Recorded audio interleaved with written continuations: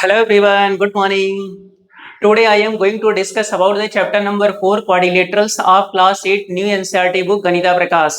आज हम लोग क्लास 8 की नई NCERT की बुक गणिता प्रकाश के चैप्टर नंबर 4 को स्टार्ट करने वाले हैं। Basically in this video we will cover only the three important points. First is the definition of quadrilateral, second is the properties of rectangle and third is the basic concept of congruent triangle. ठीक है, और हम लोग यही तीनों point को इस video में डिस्कस करने वाले हैं। तो जो पहला पॉइंट होगा वो क्या है, क्वाड्रिलेटरल का डेफिनेशन है। क्वाड्रिलेटरल्स के क्या है, डेफिनेशन है। Second is the properties of rectangle, properties of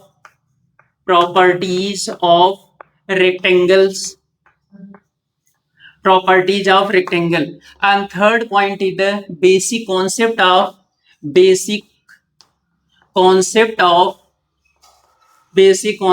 of congruent triangle। ठीक है, इसी तीनों पॉइंट के बारे में हम लोग बेसिकली डिस्कस करने वाले हैं। तो क्वाड्रिलेटरल्स तो उसका डेफिनेशन है, और क्वाड्रिलेटरल्स का एक टाइप होता है रेक्टेंगल्स होता है, लेकिन उसके प्रॉपर्टीज को हम लोग पढ़ने वाले हैं। पहले के एनसीईआरटी में क्या होता था, उसके रेक्टेंगल्स के सारे प्रॉपर्टीज को एक साथ बता दिया जाता था कि रेक्टेंगल्स में अपोजिट साइड इक्वल होते हैं, इंटीरियर एंगल्स आर 90 डिग्री होता है, डायगोनल्स इक्वल होते हैं, डायगोनल क्या करते हैं, बाइसेक्ट करते हैं। लेकिन अब न्यू एनसीईआरटी में क्या है, इन्होंने कुछ डेफिनेशन, कुछ प्रॉपर्टीज को तो डायरेक्टली बता दिया, लेकिन कुछ प्रॉपर्टीज को प्रैक्टिकली और एनालिटिकल अप्रोच से प्रूफ करने के बाद में बताया। जैसे डायगोनल के बारे में इन्होंने प्रूफ करके बताया, और डायगोनल्स बाइसेक्ट करते हैं उसके भी बारे में इन्होंने एनालिटिकल अप्रोच करके प्रूफ करके बताया कि इस तरीके से ये क्या करते हैं, बाइसेक्ट करते हैं। ठीक है, तो थर्ड क्या है, जब ये डायगोनल्स को इक्वल दिखाने की कोशिश करेंगे तो उसमें कॉन्ग्रुएंट ट्रायंगल के बारे में थोड़ा सा कॉन्सेप्ट आ जाता है, तो उसके बारे में भी आपको थोड़ा सा समझना पड़ेगा, क्योंकि इसी कॉन्सेप्ट का यूज करके इसके प्रॉपर्टीज यानी रेक्टेंगल्स के प्रॉपर्टीज के बारे में डिस्कस किया गया है। ठीक है, लेकिन हम लोगों का जो इंट्रोडक्शन पार्ट रहेगा एनसीईआरटी बुक के अकॉर्डिंग रहेगा। ठीक है, तो each and everyone open your book. जैसे एनसीईआरटी बुक में लाइन बाय लाइन दिया है हम लोग वैसे ही करेंगे। ठीक है, तो ताकि आपका कॉन्सेप्ट ज्यादा अच्छे तरीके से क्लियर हो, तो each and everyone open your book, we will start the video.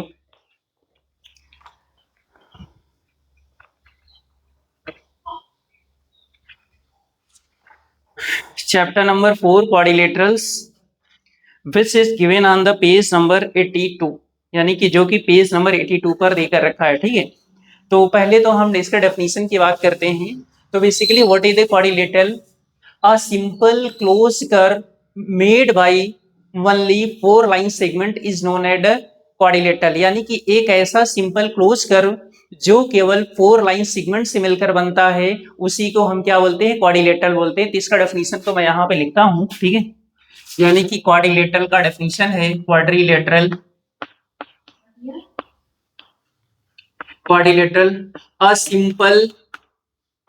a simple closed figure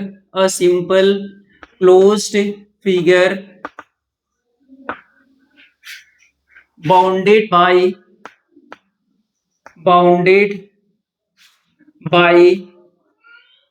4 line segments is known as quadrilateral।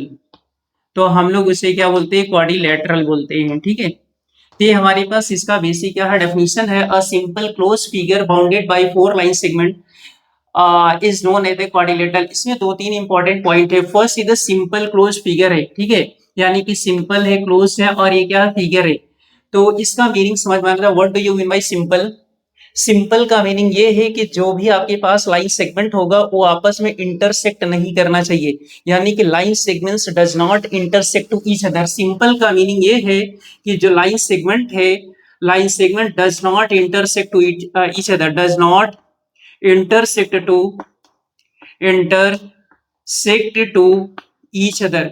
अगर वो लाइन सेगमेंट जो है इंटरसेक्ट कर जाएगा तो वो क्वाड्रिलेटरल नहीं होगा, does not intersect to each other. ठीक है, दूसरा क्या, क्लोज, यानी कि वो जो फिगर है क्लोज होना चाहिए, ऐसा नहीं कि कुछ पार्ट कवर ना हो रहा हो, यानी कि क्लोज होना चाहिए, फिगर होना चाहिए। फिगर का मतलब वो जो फिगर है made by the line segment होना चाहिए, is known as the quadrilateral.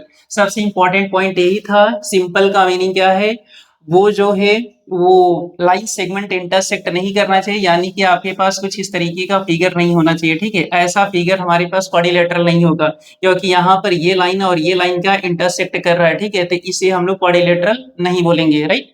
ये क्वाड्रिलेटरल नहीं है, राइट। तो इस तरीके से लाइन सेगमेंट इंटरसेक्ट नहीं करना चाहिए। फॉर एग्जाम्पल, अगर हम एग्जाम्पल की बात करते हैं तो जैसे कि हमारे पास कुछ इस तरीके का फिगर है, इसे हमने क्या बोल दिया, ये एक क्वाड्रिलेटरल है, दिस इज द पॉइंट ए, ये हमारे पास पॉइंट बी है, ये क्या है, सी है, और ये है डी है, ठीक है। This is the angle A, this is the angle B, this is the angle C, this is the angle D. ये क्या है, this is the first line segment, this is the second side, this is the third side and this is the fourth side, यानी कि 4 line segment है, 4 interior angles है। A B C D को हम क्या बोलते हैं, वर्टेक्स बोलते हैं। A B and C D दोनों के दोनों क्या एडजेसेंट साइड से, अगर मैं आपको बताऊं तो यहाँ पे ए बी और ये पॉइंट है C, A B and B C, A B and B C हमारे पास क्या एडजेसेंट साइड्स है, एडजेसेंट, ये क्या है, साइड्स है, राइट।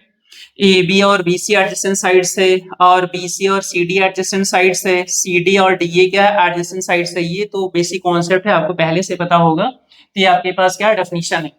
तो हम लोग इसके बुक के डेफिनेशन, बुक के कॉन्सेप्ट के हिसाब से स्टार्ट करते हैं। Everyone open the page number 82।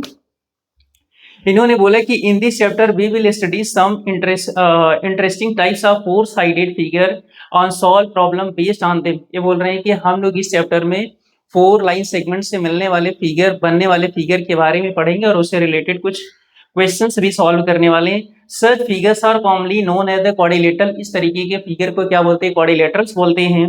The word quadrilateral is derived from the Latin word, ये एक लैटिन वर्ड से डिराइव किया गया है। क्वाड्री, क्वाड्री का मीनिंग क्या है, 4 है, यानी कि जो आपको यहाँ पे क्वाड्री लेटरल दिख रहा है, ये क्या क्वाड्री है।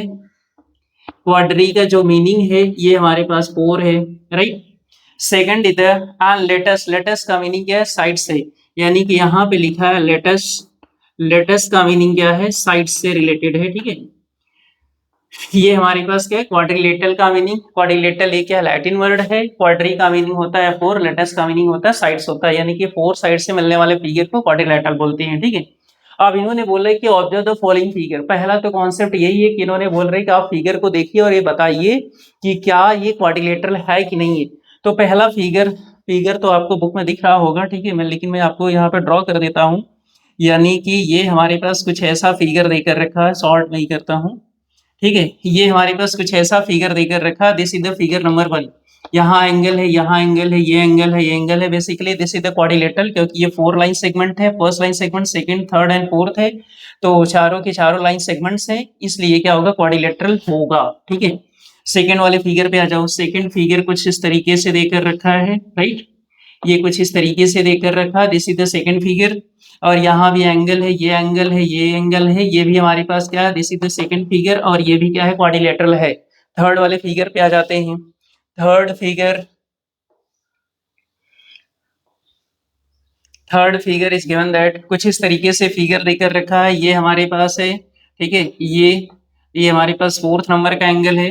This is the first line segment, this is the second line segment, this is the third line segment, और ये क्या फोर्थ लाइन सेगमेंट है, यानी कि यहाँ पर भी देख रहे होगे कि 4 लाइन सेगमेंट है, और चारों की चारों कहीं भी कोई किसी फिगर में लाइन इंटरसेक्ट नहीं कर रहा है, केवल यहाँ पे क्या लाइंस मीट कर रहे हैं, इंटरसेक्ट नहीं कर रहा, यानी कि तीनों के तीनों जो फिगर्स हैं ये सबके सबके क्वाड्रिलेटरल से। अब हम फिफ्थ वाले फिगर पे आ जाते हैं। फिफ्थ फिगर कुछ ऐसा देकर रखा है, जो फिफ्थ वाला फिगर है यहाँ पे क्या दिया है, कुछ ऐसा देकर रखा है, ठीक है। और यहाँ पे देख रहे हैं ये क्या है, ओनली 3 लाइन सेगमेंट, और ये क्या है, ये जो लाइन सेगमेंट नहीं है, तो basically this is the curve, ये हमारे पास क्या कर्व है, इसलिए ये जो फोर्थ नंबर का फिगर है, this is not quadrilateral, not quadrilateral, ये हमारे पास क्या क्वाड्रिलेटरल नहीं है, राइट। फोर्थ फिगर क्या है, क्वाड्रिलेटरल नहीं है। क्यों नहीं है, क्योंकि इसके जो सारे के सारे साइड्स है वो लाइन सेगमेंट नहीं है, और ये वाला जो साइड है क्या कर्व है, इसलिए ये क्या होगा, क्वाड्रिलेटरल नहीं होगा। सिमिलरली इसके फिफ्थ वाले पार्ट पर आ जाओ। फिफ्थ पार्ट, फिफ्थ पार्ट में भी कुछ इस तरीके से फिगर देकर रखा है, और ये भी क्या है, क्वाड्रिलेटरल नहीं है, not a quadrilateral, not a quadrilateral, ठीक है, क्वाड्रिलेटरल नहीं है, क्योंकि ये दोनों के दोनों पार्ट क्या कर्व है, राइट है, ये दोनों के दोनों पार्ट क्या है, कर्व है, इसलिए ये भी क्या है, क्वाड्रिलेटरल नहीं है। मे भी कॉन्सेप्ट क्लियर हुआ होगा, ये इसका बेसिक कॉन्सेप्ट था क्वाड्रिलेटरल का। A simple close curve made by the four line segment is known as the quadrilateral. और इसमें सबसे इंपॉर्टेंट चीज ये कि लाइन सेगमेंट इंटरसेक्ट नहीं करना चाहिए, कुछ इस तरीके से है, इसे A B B C C D और डी ए को हम लाइन सेगमेंट्स बोलते हैं, interior angle A B C D है, ये साइड को एडजेसेंट साइड बोलते हैं, ये साइड और ए साइड को एडजेसेंट बोलते हैं। अगर अपोजिट कोई पूछे, ए बी का अपोजिट सी डी है और बी सी का जो अपोजिट साइड होगा क्या होगा, ए डी होगा। अगर अपोजिट एंगल की कोई बात करें तो एंगल ए का अपोजिट एंगल सी है, एंगल बी का अपोजिट एंगल डी है, राइट। क्वाड्री का मीनिंग फोर है, लटस का मीनिंग क्या, साइड से। ये आपके पास बुक में 5 फिगर देकर रखे थे, अपनी को ये पता करना था ये क्वाड्रिलेटरल है कि नहीं है। ये क्या है, 4 लाइन सेगमेंट है, ये भी 4 लाइन सेगमेंट है, ये भी 4 लाइन सेगमेंट है, यानी कि ये तीनों के तीनों फिगर के क्वाड्रिलेटरल है। बट फोर्थ में क्या, एक कर्व मिल गया इसलिए क्वाड्रिलेटरल नहीं है। इसमें क्या है, यहाँ भी 2 कर्व मिल गया इसलिए ये भी क्या है, क्वाड्रिलेटरल नहीं है, ठीक है। तो यानी कि first part is done.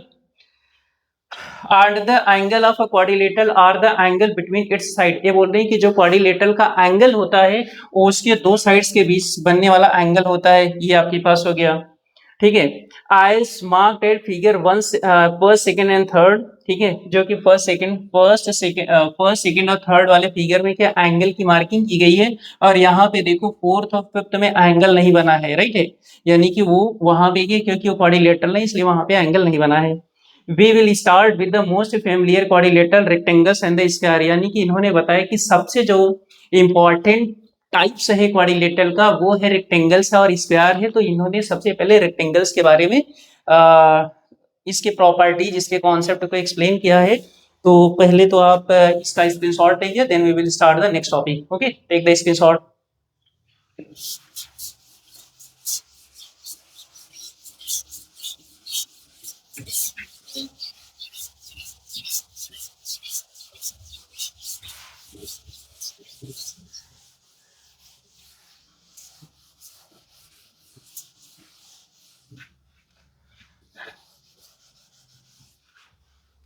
Second is the rectangle, second topic is the rectangles and the squares, ठीक है। यानी कि जो 4.1 का जो टॉपिक देकर रखा है वो हमारे पास रेक्टेंगल्स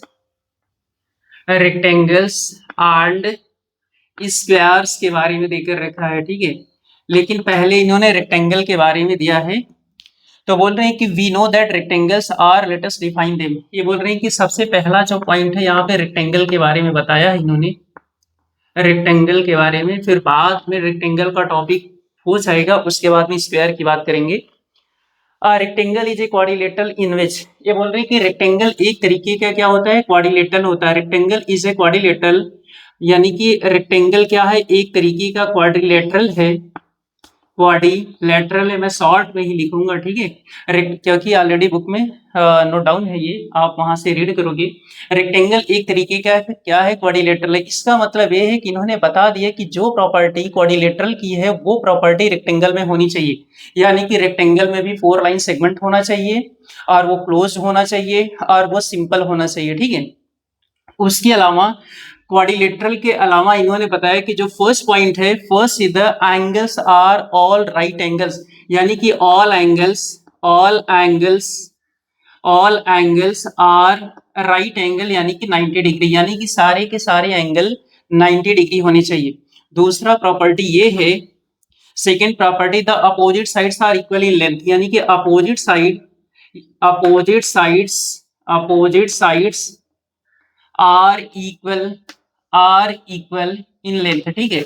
इनके कहने का मतलब ये है कि एक ऐसा क्वाड्रिलेटरल है, ये एक ऐसा क्वाड्रिलेटरल है जिसमें क्वाड्रिलेटरल की प्रॉपर्टी तो आए ही आए, ऑल एंगल्स आर 90 डिग्री। ये जो एंगल है ये सबके सब एंगल क्या हो जाए, 90 डिग्री हो जाए। और अपोजिट साइड्स आर इक्वल, यानी कि ये जो साइड है इस साइड के इक्वल हो जाए, ये जो साइड है इस साइड के क्या हो जाए, इक्वल हो जाए, ठीक है। अगर इसे मैंने ये बोला इन्होंने क्या कंसिडर किया, ठीक है, हाँ ए बी सी डी। अगर इन्होंने ए बोला और ये बी है और ये पॉइंट सी है और ये डी है, तो जो क्वाड्रिलेटरल है वो क्या हो जाएगा, रेक्टेंगल होगा। यानी कि एक ऐसा क्वाड्रिलेटरल जिसमें 4 लाइन सेगमेंट हो, जिसमें 4 लाइन सेगमेंट हो, अपोजिट साइड इक्वल हो जाए, सारे के सारे इंटीरियर एंगल इक्वल हो जाए, तो वो हमारे पास जो फिगर होगा क्या हो जाएगा, रेक्टेंगल में कन्वर्ट होगा। The definition precisely state that the condition a quadrilateral has to satisfy is called is called a rectangle। ये बोल रहे हैं कि ऐसा, ये बोल रहे हैं कि ऐसा डेफिनेशन क्वाड्रिलेटरल के जो इन सारे प्रॉपर्टीज को रखे, तो वो जो क्वाड्रिलेटरल है रेक्टेंगल में कन्वर्ट हो जाएगा। Let us consider the following, हाँ, are there other way to define the rectangles. ये बोल रहे हैं कि रेक्टेंगल्स को तो हम ऐसे डिफाइन ही कर सकते हैं, क्या कोई दूसरा तरीका है इस रेक्टेंगल को डिफाइन करने के लिए? इसलिए इनका एक क्वेश्चन मार्क है, are there other ways to define a rectangle. Let us consider the following problems related to the construction of rectangle. ये बोल रहे हैं कि हम लोग अब आगे कंस्ट्रक्शन मेथड का यूज करके और कुछ एनालिटिकल अप्रोच अप्लाई करके हम ये बताने की कोशिश करेंगे कि ये जो क्वाड्रिलेटरल है वो क्या है, रेक्टेंगल से। और सेकेंड पॉइंट, ए कारपेंटर्स प्रॉब्लम। तो इसके लिए मेरे को फिर से इरेज करेंगे ताकि पूरा कॉन्सेप्ट एक ही बात में क्लियर हो जाए, ठीक है। तो ये तो इन्होंने प्रॉपर्टी बता दिया कि भाई ये हमारे पास ऐसा ऐसा होगा तो ये रेक्टेंगल होगा, बट इन्होंने बोला कि कोई दूसरा कॉन्सेप्ट है क्या बताने के लिए कि ये जो फिगर है, ये जो क्वाड्रिलेटरल है, रेक्टेंगल है कि नहीं। तो उसके लिए ये दूसरा कॉन्सेप्ट है, डिफाइन करेंगे यहाँ से।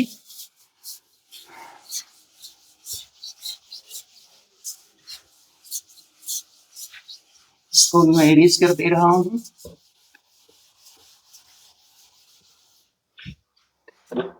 A carpenter's problem। A carpenter's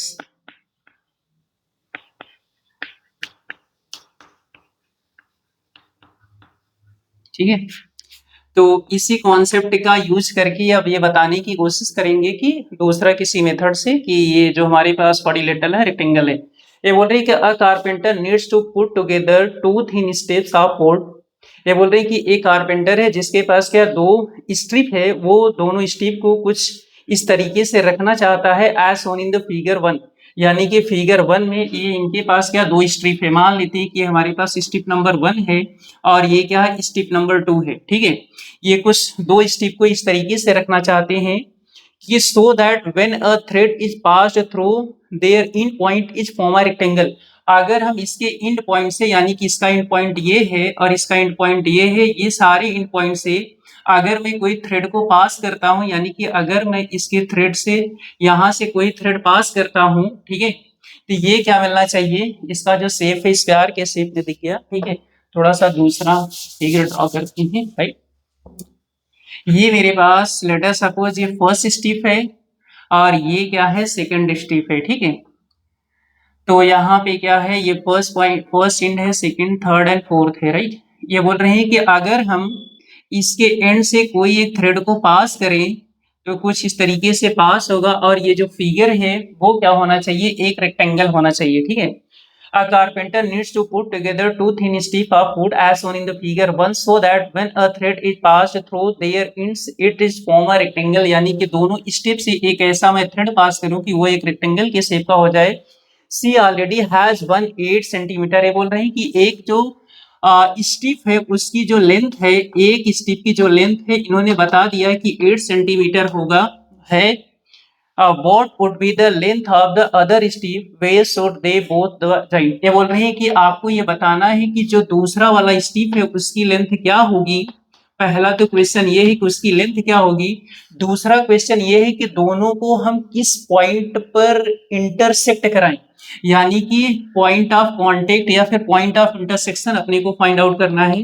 point of intersection, point जैसे यहाँ पे हमारे पास दोनों के दोनों स्टेप यहाँ पे इंटरसेक्ट कर गए हैं, ठीक है। तो पॉइंट ऑफ इंटरसेक्शन आपको फाइंड आउट कराना है, फाइंड आउट करना है, ठीक है। जरूरी नहीं कि जैसे मान लेते कि हो सकता था, ऐसा भी हो सकता था पहला स्टेप ये है और दूसरा स्टेप यहाँ पे हो जाता, तो ये हमारे पास कुछ इस तरीके से होता तो ये रेक्टेंगल नहीं बन पाता, ठीक है। तो बोल रहे हैं कि ये जो दोनों के दोनों स्ट्रिप्स हैं दो किस पॉइंट से पास करेंगे कि वो एक रेक्टेंगल होगा, राइट। तो चलो, let us first model the structure that carpenter has to make. The strip can be modeled as line segment. They are diagonal of the quadrilateral formed by their ends. For the quadrilateral to be an rectangle, we need to answer the following question. ये बोल रहे हैं कि कुछ questions के answers आपको देने हैं. What is the length of other diagonal, यानी कि एक डायगोनल का लेंथ इन्होंने दिया है, दूसरे वाले डायगोनल की लेंथ फाइंड आउट करनी है. What is the point of intersection of two diagonals, यानी कि दोनों के दोनों डायगोनल्स के पॉइंट ऑफ इंटरसेक्शन को फाइंड आउट करना है. ठीक है. What should the angle between the diagonal. तीसरा पॉइंट ये है कि ये जो डायगोनल आपको दिख रहे हैं, डायगोनल्स के बीच का एंगल कितना होगा, यानी कि ये जो एंगल है, angle between diagonals, right, angle between diagonals के भी बारे में आपको बताना है.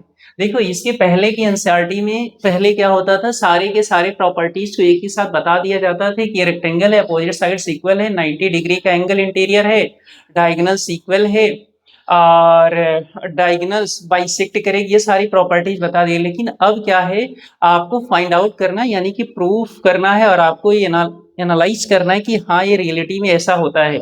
इसलिए ये पूरी की पूरी आपको एक्टिविटी के बेसिस पे कंप्लीट कराएंगे.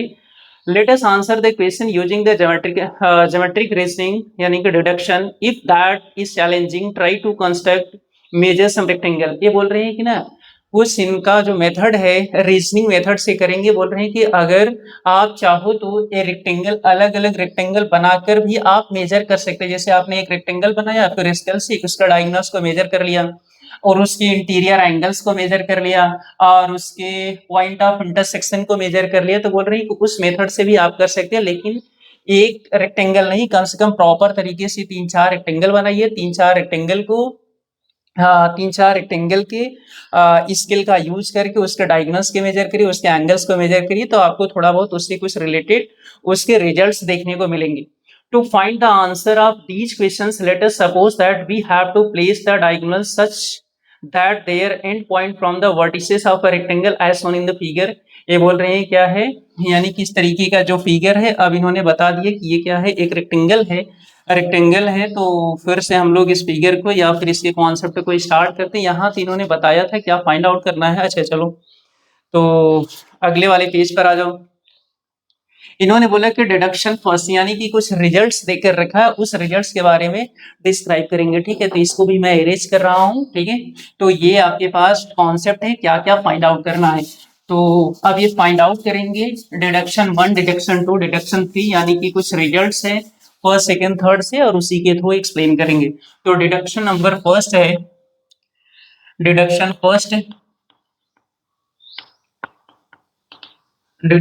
फर्स्ट है ये. This can be deducted using the congruence as shown in the figure. ठीक है, follows. ये बोल रहे हैं कि कुछ ऐसा इस तरीके से फिगर है, ठीक, और ये मेरे पास एक डायगोनल है, this is the second diagonal, और यहाँ पे क्या एंगल इन्होंने 90 बनाया है, ये भी एंगल क्या है, 90 है. और ये जो साइड है, क्योंकि ये आपके पास बता दिए कि ए बी सी डी जो है एक रेक्टेंगल है. This is the point A, this is the point B, this is the point C, this is the point D. तो इंटीरियर एंगल्स आर 90 डिग्री. ये सबके सब इंटीरियर एंगल्स इक्वल 90 है, और ये अपोजिट साइड्स क्या इक्वल है. बोले कि this can be deduced using the congruence as a followers, यानी कि ये जो है कॉन्ग्रुएंसी का कॉन्सेप्ट लगेगा, आगे की साइड आपको बताया जाएगा. Since A B C D is a rectangle, we have A B is equal to C D. इन्होंने बोला कि ए बी और सी डी की लेंथ क्या इक्वल है. एंगल बी ए डी यानी कि यह एंगल सी डी ए, यानी कि यह एंगल क्या है, 90 डिग्री है. A D the common both the triangle, और ए डी क्या है, कॉमन है. चलो देखते हैं. ये बोल रहे हैं कि आपको दो ट्राइंगल कंसिडर करना. मान लेते हैं कि हमारे पास ट्राइंगल नंबर 1 ये है, यानी ए बी डी, ये क्या फर्स्ट ट्राइंगल है, डी ए बी है या फिर ए बी डी, एक फर्स्ट ट्राइंगल है, यानी कि ये वाले ट्राइंगल की बात कर रहे हैं. ठीक है, कौन सा ट्राइंगल की बात करें, ऐसे वाले ट्राइंगल की बात. जो हमारे पास दूसरे नंबर का ट्राइंगल है ये है, यानी कि सी डी ए, ये क्या है, दूसरा ट्राइंगल है. अगर हम फर्स्ट वाले ट्राइंगल जिस तरीके से इन्होंने इसमें रखा है, मैं उसी तरीके से कंसिडर कर रहा हूं. तो इन्होंने पहले ट्राइंगल ए डी सी की बात किया है, यानी कि ट्राइंगल ए डी सी की बात किया है. तो ए डीसी वाला ट्राइंगल है। दूसरा इन्होंने डीएबी की बात किया, तो ट्राइंगल हमारे पास डीए बी की बात किया, यानी कि डीएबी की बात किया है, ठीक है। अगर हम ऐसा देखते हैं, इसमें एडी पहले इन्होंने लिखा एबी, यानी कि एबी इज इक्वल टू, इसकी बात करते हैं, C D is equal to क्या हो जाएगा, सी डी की जो लेंथ है, सी डी की जो लेंथ है क्या है, ए बी के इक्वल है, तो C D is equal to क्या होगा, ए बी हो गया, राइट। सी डी की जो लेंथ है ए बी के इक्वल है। And the angle D is equal to angle A, angle D is equal to angle A है, और ये क्या 90 डिग्री है, राइट। और AD the common side, AD जो है फर्स्ट वाले ट्राइंगल में भी है, AD जो है सेकेंड वाले ट्राइंगल में भी है, तो AD इज इक्वल टू क्या है, AD है, this is the common side है, ये मेरे पास क्या है, कॉमन साइड है। ये कॉन्सेप्ट थोड़ा ज्यादा क्लियर होगा अगर आपको कॉन्ग्रुएंसी का कॉन्सेप्ट क्लियर होगा तो। कॉन्ग्रुएंसी क्या होती है, अगर आपस में दो ट्रायंगल कॉन्ग्रुएंस हैं तो उनके जो करस्पॉन्डिंग साइड्स होते हैं वो इक्वल होते हैं, करस्पॉन्डिंग एंगल्स इक्वल होते हैं। बहुत डीपली नहीं दिया है, लेकिन जितनी की नीड दी है मैं आपको यहाँ पे एक्सप्लेन कर दूंगा, ठीक है। तो AD और AD दोनों ट्रायंगल के लिए कॉमन है, ये हमारे पास 90 है। CD is equal to AB, this is the opposite side से, अपोजिट अपोजिट साइड से, अपोजिट साइड, तो ये हमारे पास क्या बेसिकली साइड है, और ये क्या है एंगल है, और ये क्या है साइड है। तो यहां से मैं बोल सकता हूं by side angle side congruency, congruent triangle congruency, यानी कि ये हमारे पास एक क्राइटेरिया होता है कॉन्ग्रुएंट ट्रायंगल का, side angle side congruent criteria. आपको थोड़ा सा और देखना है तो सारे के सारे क्राइटेरिया को आप देख लेना, यानी कि टोटल 5 क्राइटेरियाज हैं। तो यहाँ पे क्या side angle side congruency criteria यहाँ पे यूज हुआ है। Criteria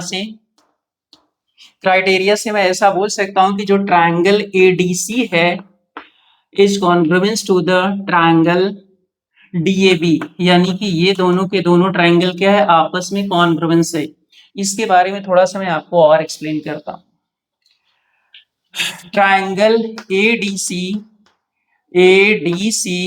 is congruent to the triangle DAB, यानी कि दोनों के दोनों ट्रायंगल क्या है आपस में कॉन्ग्रुएंट है। ट्रायंगल ADC ट्रायंगल DAB क्या है कॉन्ग्रुएंस है by the side angle side criteria. इसका ये मीनिंग होता है this is the sign of congruency, ये जो साइन है ये क्या है कॉन्ग्रुएंसी का साइन है। ये हमारे पास कॉन्ग्रुएंसी यानी कि कॉन्ग्रुएंट ट्रायंगल का साइन है। इससे रिलेटेड क्या इंफॉर्मेशन होता है कॉन्ग्रुएंसी में, करस्पॉन्डिंग साइड्स आर इक्वल, यानी कि अगर हम इसके पहले दो लेटर को लेते हैं तो मेरे को इसके पहले दो लेटर को लेना पड़ेगा, यानी कि AD is equal to DA, तो AD और DA की लेंथ आपस में इक्वल होगा, ठीक है। AD और DA की लेंथ क्या, ADC and DAB, ADC and DAB, right है। तो AD इज इक्वल टू क्या है, DA है। Similarly DC is equal to, यानी कि सेकेंड और थर्ड लेटर इसका, सेकेंड और थर्ड इसका कंसिडर करना होगा, तो यानी कि DC is equal to AB होगा, तो DC और AB की लेंथ इक्वल होगी, DC और AB की लेंथ है इक्वल है, और AD और DA आपस में इक्वल है। अब हम क्या करेंगे फर्स्ट एंड लास्ट, यानी कि AC की जो लेंथ है this is equal to DB। AC मेरे पास कौन सा है, AC ये है, और DB क्या है ये, तो AC इज इक्वल टू क्या हो जाएगा, DB हो जाएगा। इसे हम बोलते हैं corresponding part of congruence triangle, CPCD बोलते हैं। तो इससे रिलेटेड ये इंफॉर्मेशन है कि अगर आपके पास कभी भी कुछ इस तरीके से लिखा है तो you can consider AD is equal to DA, DC is equal to AB and AC is equal to DB आप लिख सकते हो। और इसकी इसी के साथ इसकी करस्पॉन्डिंग एंगल भी इक्वल होते हैं, एक करस्पॉन्डिंग साइड्स बोलते हैं। करस्पॉन्डिंग एंगल का मतलब ये है एंगल A जो है एंगल D के इक्वल होगा, एंगल D जो इस ट्रायंगल की पर्टिकुलरली बात हो रही है, एंगल A एंगल D के इक्वल होगा, एंगल D एंगल A के इक्वल होगा, एंगल A के इक्वल होगा, एंगल C एंगल B के इक्वल होगा, एंगल C एंगल B के इक्वल होगा। ये केवल पर्टिकुलर ट्रायंगल्स के बारे में बात हो रही है, पूरे के पूरे एंगल के बारे में नहीं, जो ट्रायंगल आपने कंसीडर किया उस ट्रायंगल के अंदर के एंगल की बात हो रही है, राइट है। तो ये इसका बेसिक कॉन्सेप्ट था, मैंने आपको एक साथ एक्सप्लेन कर दिया। तो यहाँ पे देखते हैं क्या है, triangle ADC is congruent to the triangle ADAB by the side angle side criteria. यहाँ पे मैंने लिखा है by the side angle side congruency criteria या condition. Here AC is equal to BD. तो AC की वैल्यू जो है BD के इक्वल हो जाएगा. क्यों होगा? क्योंकि मैंने आपको बता दिया AC is equal to BD इसलिए हुआ कि ये क्या है, corresponding part of congruence triangle है. Corresponding part of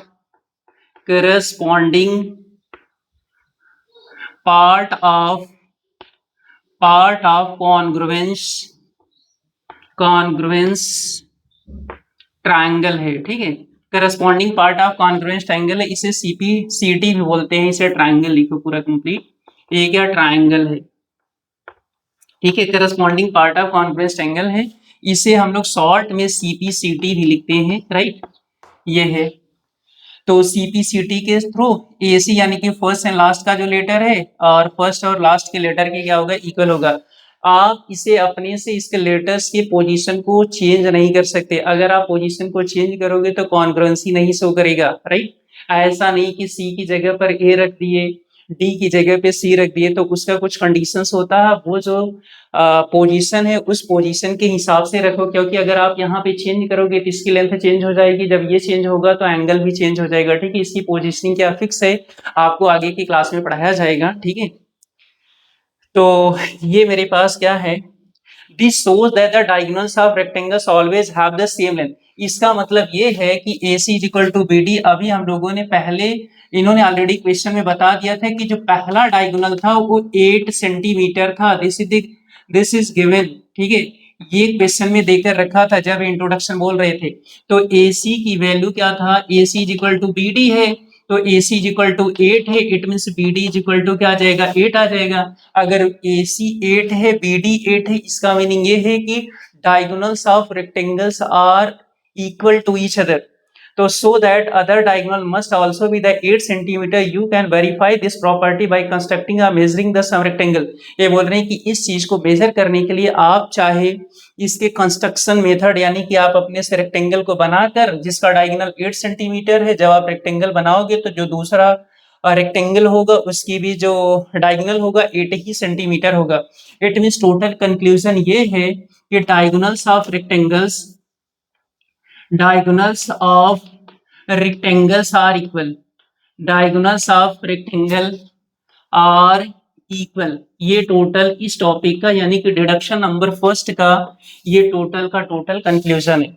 may be आपको डिडक्शन नंबर फर्स्ट क्लियर हुआ होगा. Take the screenshot. ओके,